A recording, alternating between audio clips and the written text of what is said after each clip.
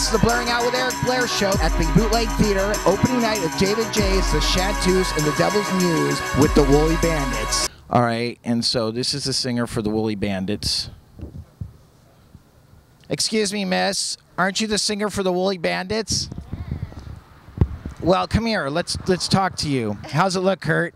It looks really nice. Okay, all right. Say your name for the camera. I'm Christa Collins. Okay, Christa Collins. You are the lead singer for the Woolly Bandits. I am, and this is our fearless leader and bass player, Eric Collins. I've actually seen him in some of the pictures on Facebook. Everybody wants to get on camera here. They'll do anything. They'll run out in front of a moving car. Anyway, so now what brings you out to see David J's play The Chanteuse and the Devil's Muse? Well, why not? What better thing can you do on a Thursday night? Plus, my really good friend is actually helped do all the set design and is playing she's playing cello, I think, for this piece. So cool. That's not the girl that also plays with the Smashing Pumpkins, is it? Izan Spacek, yes. Yeah. Are you guys putting out an album? Do you have an album out? I'm not aware. It is not out yet. It is coming. Okay, and what do you have a name for your album? We're still kind of fiddling around with that a little bit, so I won't let anything out of the bag, but... It's going good, though. We're recording it up at Coldwater Studios, and Kerry Brown's producing it. He might be here tonight, so we're just doing that. We're hoping to see some ghosts tonight. Isn't Kerry Brown one of the... Doesn't he play keyboards with the Smashing Pumpkins? He plays percussion sometimes, and he's produced them, and has worked with Billy a lot. They're good friends.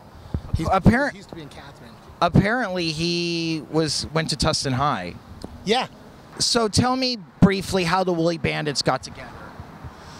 Well, actually, that was Rick's brainchild. I just kind of married into it. But yeah, I'll let him tell. Sky Saxon and the Seeds, and we started a band because bookers are saying, "Hey, who's this band backing up the Seeds?" You know, Sky Saxon, who's now deceased, rest his soul.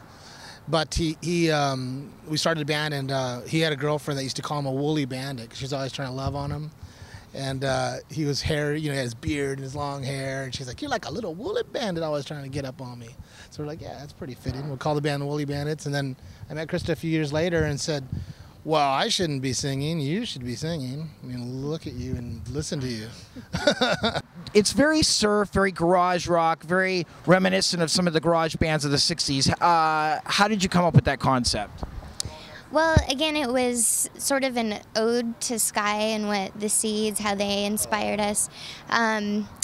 We still have, I mean, that's definitely our background. We have that flavor, but our new album is actually pushing out of that box somewhat and reaching a little bit more, I don't want to say pop mainstream, but we have gone a little bit more rock and roll with the sound, and we're experimenting with some different things, like some great fuzz bass sounds and things of that nature. So, because we want to, you know, create new things. We don't want to keep doing the same thing. So, what do you feel that the sound that you have right now wouldn't transfer commercially on vinyl or on tape or on CD? No, probably. I think some of it could. You know, I mean, I like listening to like the Black Keys and some of these bands you hear on commercials now. A lot of them are garage rock bands, and I mean, we're still a rock and roll band.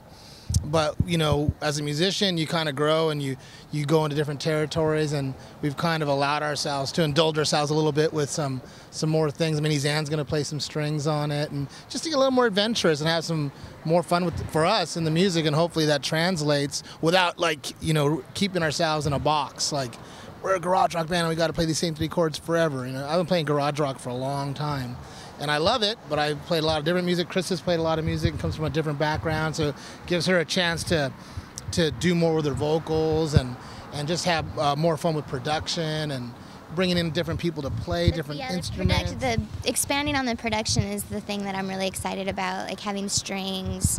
We're even got some maybe black gospel choir coming in for a couple songs, which I'm really excited about. So.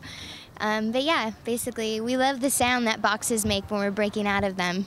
So we're going to keep doing that. I like it. Just come up with that? That's good. It's my favorite quote of the day. Is that really what you're doing? Do you have any of that you're going to record? You guys breaking out of boxes? It's the opposite of what Lindsey Buckingham did on the Tusk record, where he played drums with actual shoe boxes. Mick, I don't want you to play on these tracks. I'm playing shoe boxes. Well, we're planning on punching meat, like just the sound of ribs cracking. Really? Oh, but wait, not just meat. There's got to be ribs attached. There's got to be, you know. A big slab of a side of a cow, and like. Okay, and that'll be your kick drum. You can sample that and then bring it in with the real kick. Well, we're gonna torture the guy that plays it and make him do it real time, because we're recording on tape, so he's got to get it right all the way through. He's gonna break his knuckles. Now you can use a sledgehammer or a rubber mallet. That might work too, just to save the guy.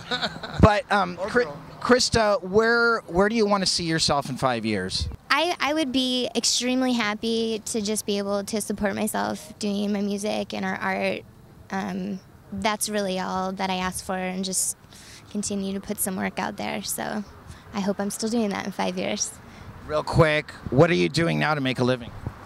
Well, I make fascinators. Bandit Boutique. Bandit Boutique, yes, on Etsy.